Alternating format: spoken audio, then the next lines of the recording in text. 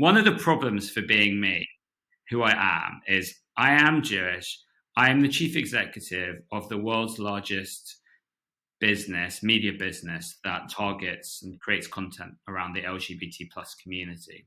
Now, some people believe that, for example, the trans rights movement and the growth of the trans rights movement is in some ways empowered by and funded by Jews. So quite often you will see claims, they're not true as far as I know, that George Soros is funding the trans rights movement.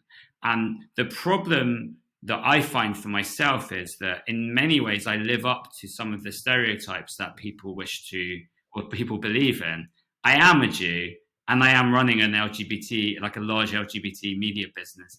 And I do believe that trans people, the trans people deserve equality and are entitled to fair treatment in society. And I therefore am what people define as a TRA, a trans rights activist, and I am.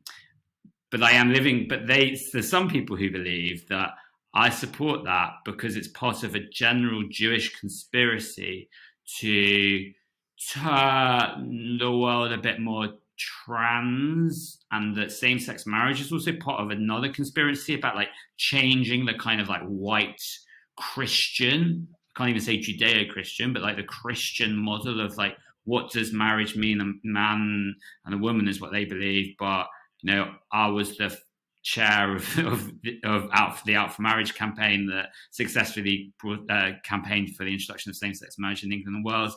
Was I doing that to destroy the Christian view of marriage? No, I wasn't. But I often do cite the fact that lots of Jewish synagogues and groups wish to introduce same-sex marriage just because the Orthodox community didn't want to. Liberal Reform Majority all did.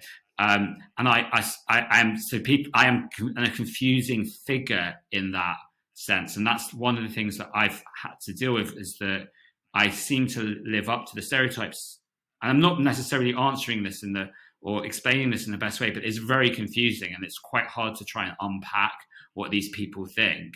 But they genuinely do believe that there's some sort of Jewish conspiracy, and I seem to like live up to that. Also, I'm making money out of this whole thing because I run a business that turns over millions of pounds in this space. So it's all just very confusing, because I sort of, if you were a complete conspiracy nut and you go to bed with your tinfoil hat on, then I probably do live up to all the things that you probably do believe in.